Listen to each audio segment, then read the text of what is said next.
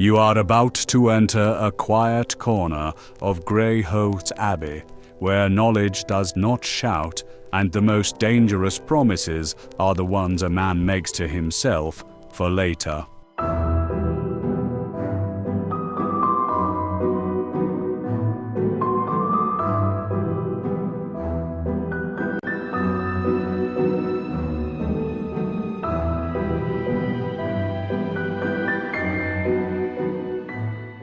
Greyholt Abbey was silent. It kept its mysteries waiting.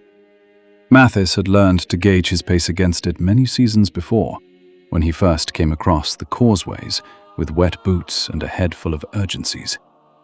Here, even the drafts in the corridors moved with deliberation as they wafted the smell of the frost fire up from the deep cellars. That morning, he worked beneath the refectory in the restricted stacks, where it was a little damp, but had the smell of freshly bound books in the air.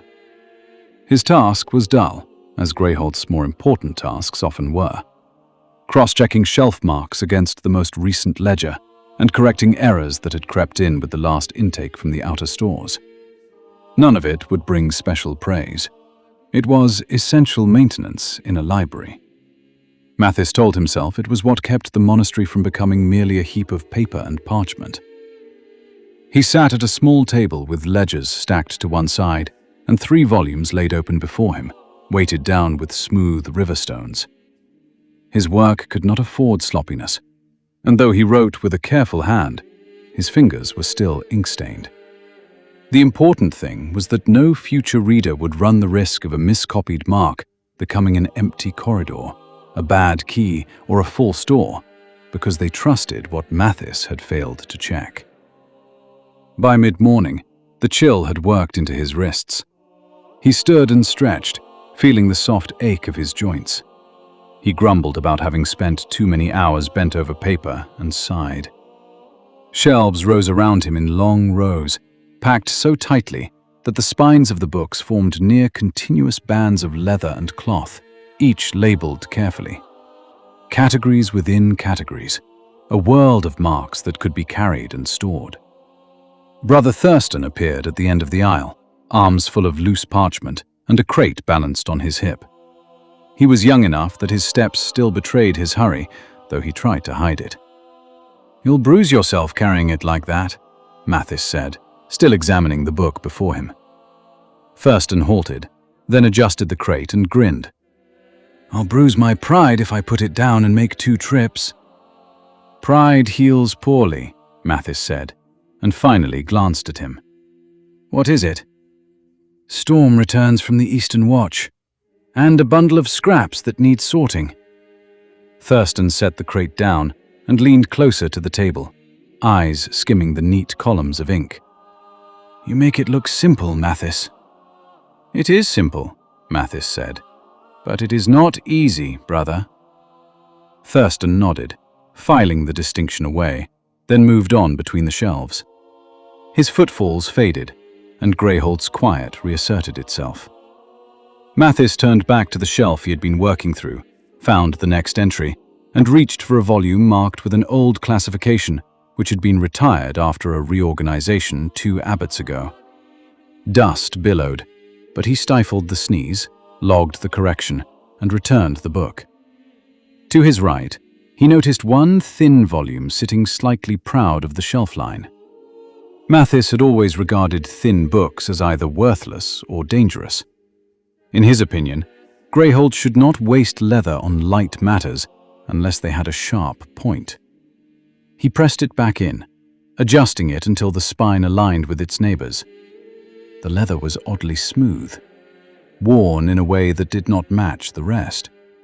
He scrutinized the shelf label and then the book's own mark. The classification was familiar enough.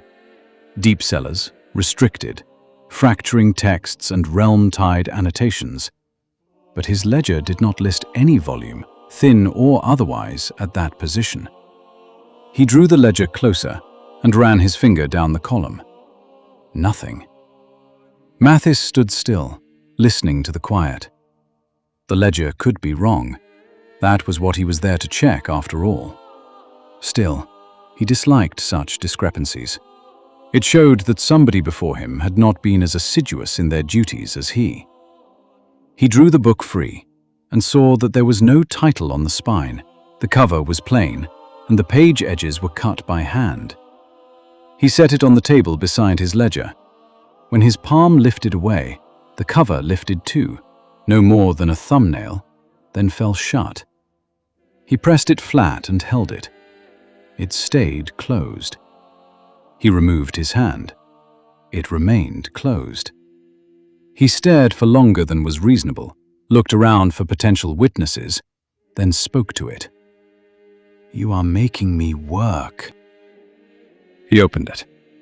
The first pages were blank, though vague indentations marked where ink had once bitten and been lifted away. He flipped forward. Blank again. He ran a fingertip over the paper, feeling shallow grooves, a ghost of the script. He closed the book and returned to his ledger. It could be a misbind. Perhaps it had been stripped and repurposed. Greyholt did not usually keep such things in restricted stacks, but its halls kept oddities everywhere, so he noted the discrepancy and moved on. An hour later, he returned to cross-check the next entries. The thin book was proud again, eased forward of its neighbors. Matthis immediately pressed it in, irritated by the impertinence. But this time, it resisted somehow. The book refused to settle the way other books did. He released it and watched. The spine crept forward again and stopped. He took it back to the table and stood over it. "Now," he said, looking around, aware of the absurdity. The pages were not filled. Most were blank, truly blank this time, without the faint scars of erased ink. Yet a handful carried writing, 6 of them in all, spread throughout the book, but with script unlike anything he had seen before. At first glance it looked childish, with short strokes, repeated forms, and characters that appeared to repeat but with slight variations. There were no margins, dates, or headings, and the lines did not sit evenly. Some crowded together, while others wandered, drifting upward or down. This was not cipher. Greyholt had shelves of ciphers, some playful and some lethal. This was not that. Nor was it shorthand, or the compressed notation of the realm-tide scholars. The characters repeated all right, but never in the same order. A curved mark returned again and again, paired sometimes with a straight stroke, sometimes with a hook, sometimes alone. He turned the page and found the same shapes, altered just enough to suggest intention. "I don't know you," he said.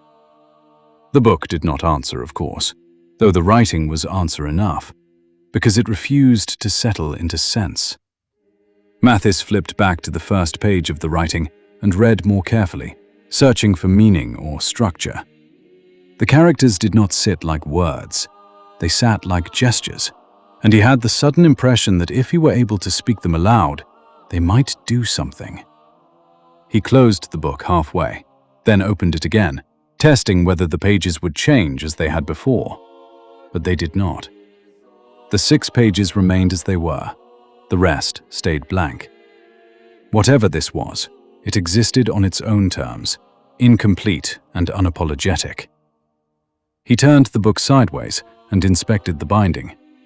It was older than it had first appeared. The leather was clearly reworked, and the stitching had been repaired multiple times.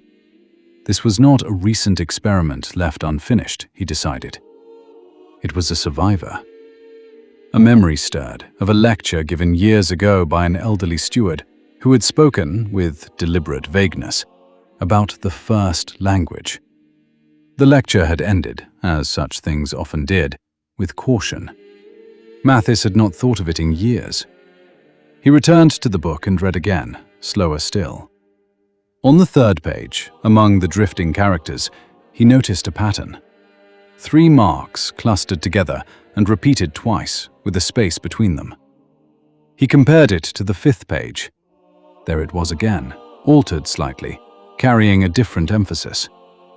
He realized then that this was not a record or commentary. It was not even instruction, at least not in the way Greyholt understood instruction. It was closer to a vocabulary without grammar, or grammar without vocabulary. Pieces of something that assumed a shared understanding that no longer existed. If this was what he thought it might be, then it was dangerous, because it predated explanation. It belonged to a time when naming and doing were not separate acts. Matthis closed the book carefully, and Brother Thurston's earlier curiosity returned to him. He imagined the young steward standing where he stood now, and what a few half-understood marks might do in such a mind. He slid the book beneath a ledger and sat down. He waited a while, and when he lifted the ledger again and reopened the book, nothing had changed. The 6 pages remained. The rest were blank. Matthis gathered the book up and returned it to the shelf where he had found it. He pushed it in until it aligned, then withdrew his hand. This time it did not creep forward again. It sat there, modest, unremarkable, and easy to overlook. He committed the shelf's position to memory, the classification above it, and the small chip in the shelf just to the left. He did not alter the ledger or add a mark. To catalogue it now would be to invite questions he wanted no other to answer.